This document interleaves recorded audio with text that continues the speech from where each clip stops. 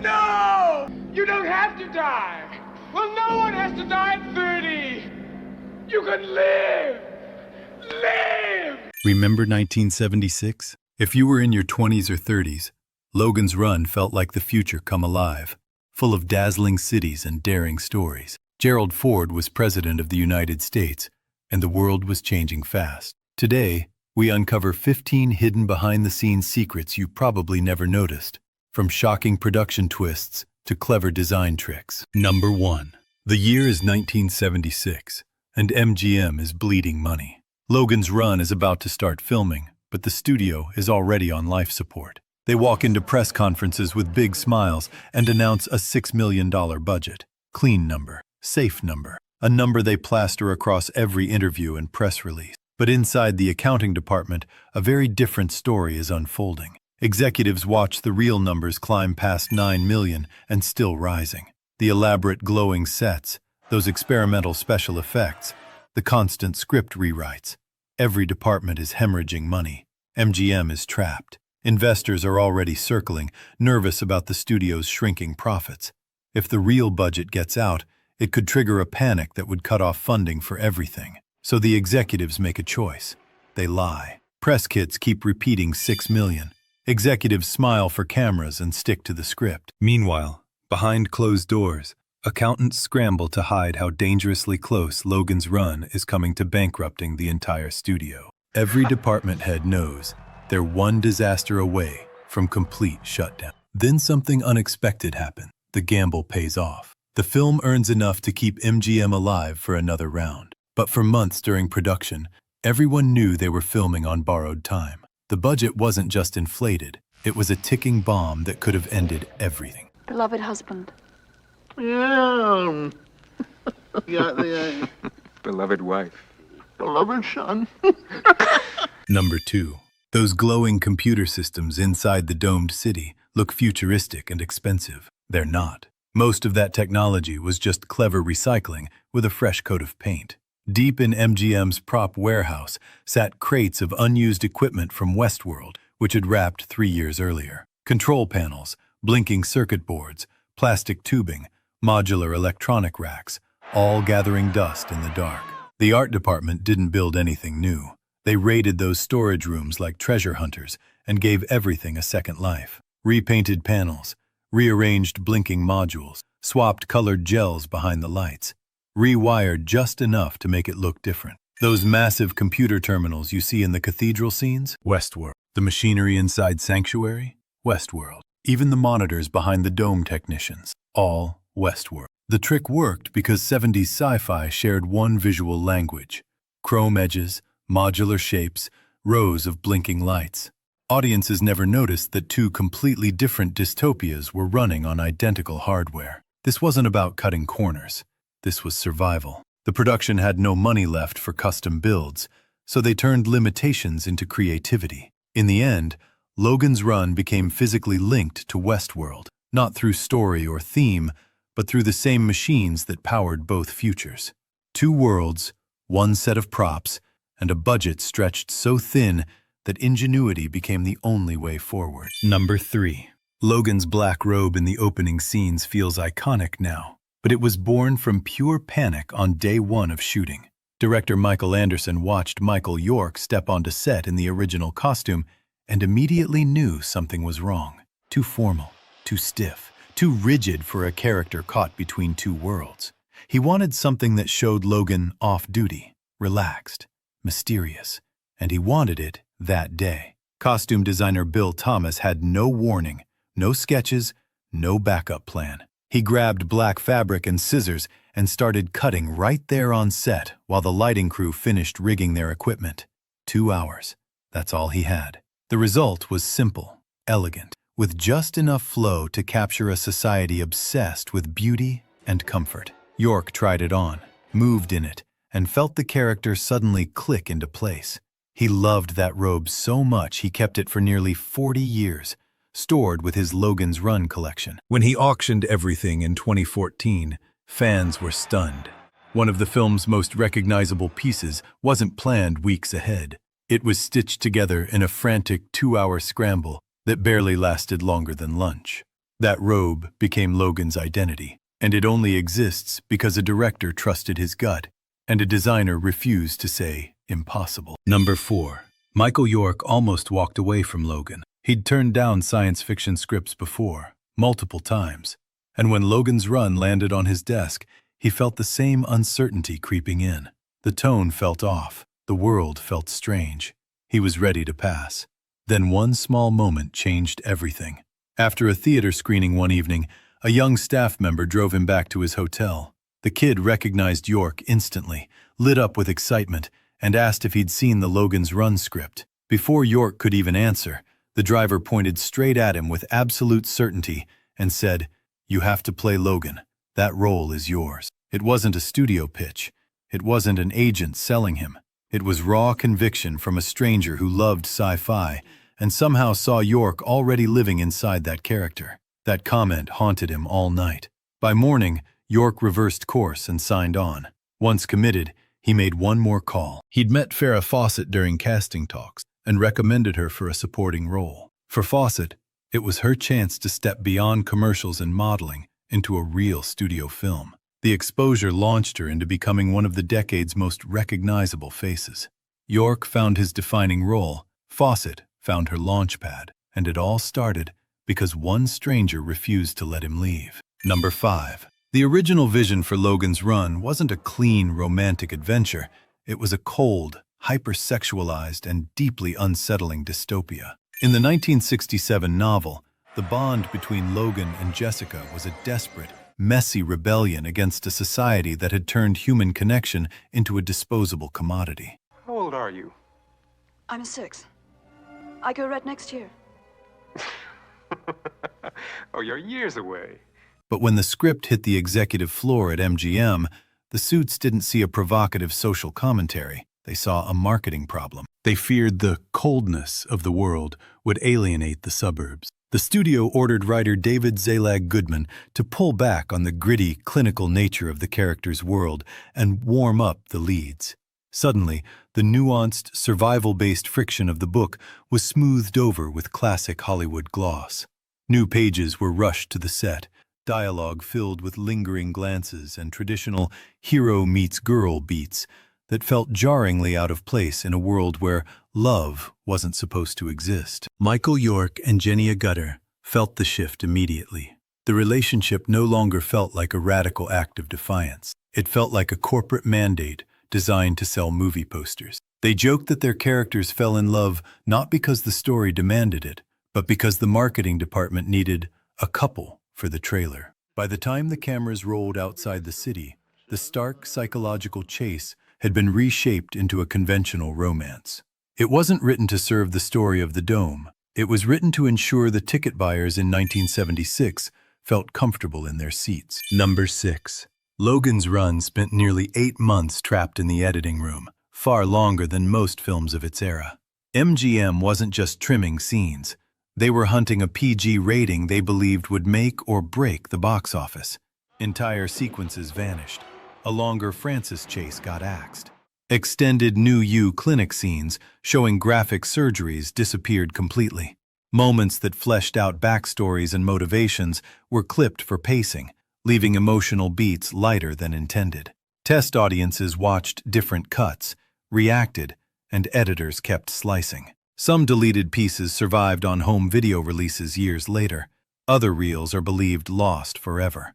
By the time Logan's Run reached theaters, it had been reshaped not by the director's original vision, but by feedback from test crowds who saw it one cut at a time. The studio desperately needed a rating that welcomed younger viewers and families. That meant softening violence, trimming intensity, keeping runtime tight.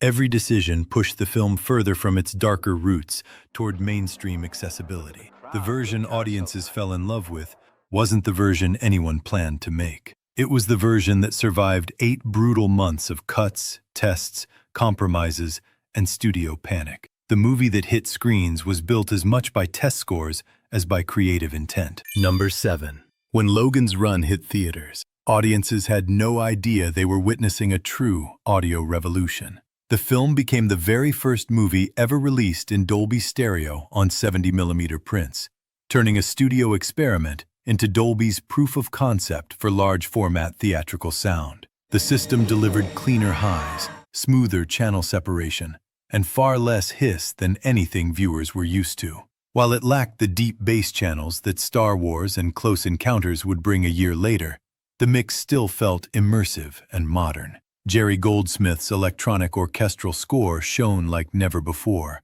giving scenes such as the glittering cityscapes, the daring hovercraft chases, and the tense carousel ritual a crisp, wide, and futuristic sound. For many, it was the first time such music felt alive in a theater, instead of muddy and flat. The visuals dazzled, but it was the sound that quietly stole the show, proving Dolby's process could redefine how movies were experienced. Logan's Run wasn't just selling a dystopian future full of glowing crystals and high-tech intrigue. It was showcasing a new way to hear cinema, setting a sonic standard that would influence theaters for decades to come. Number 8. Peter Ustinov joined Logan's Run late in production. No!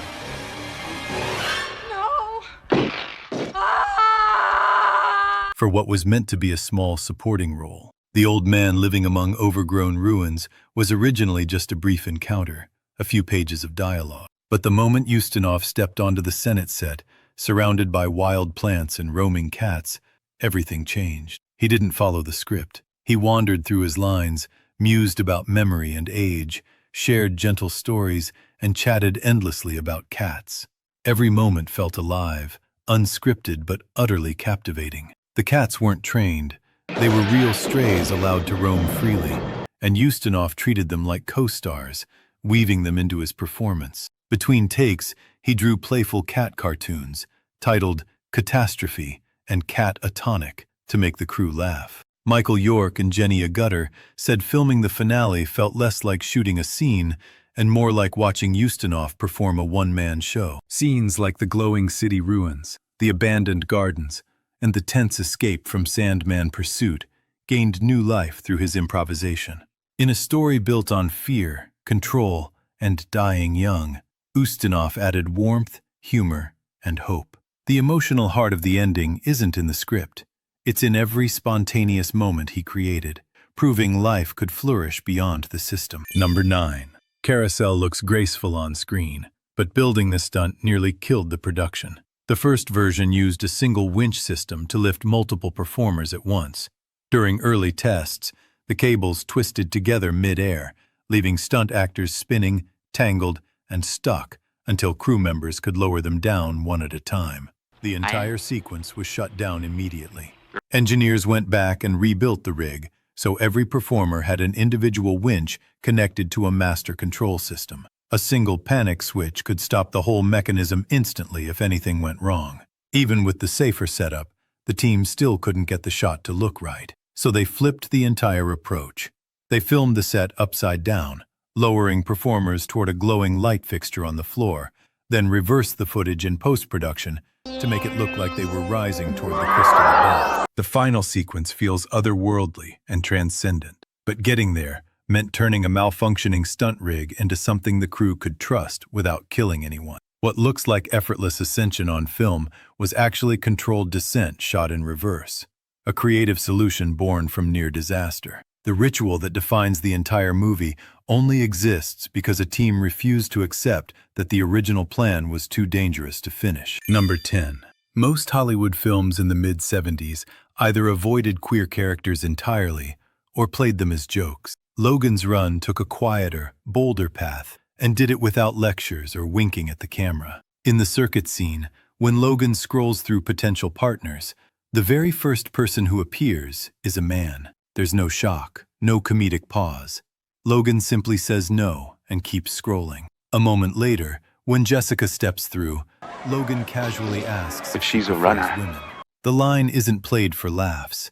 It's not coded or uncomfortable. It's just part of how people talk in this future. Open, relaxed, unbothered. What makes the moment so striking is how invisible the film tries to make it. There's no speech about tolerance, no attempt to frame it as progressive. The movie simply presents a world where sexuality is fluid, accepted, and woven into daily life without judgment. For 1976 and MGM, a major studio still cautious about anything remotely controversial, this approach was quietly radical. Because the film doesn't announce it, the moment feels even more natural.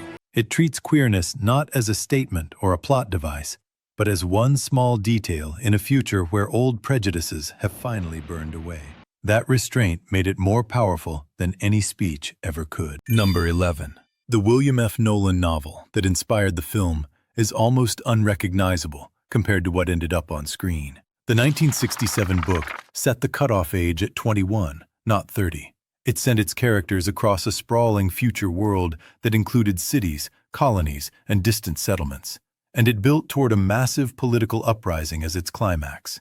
MGM couldn't afford any of that. With a tight budget and mid-70s effects technology, the studio needed something simpler, cheaper, and easier to control. So they rebuilt the story from the ground up. The age limit jumped to 30 to accommodate older actors who could carry a feature film. The plot stayed confined to Earth instead of ranging across planets and stations.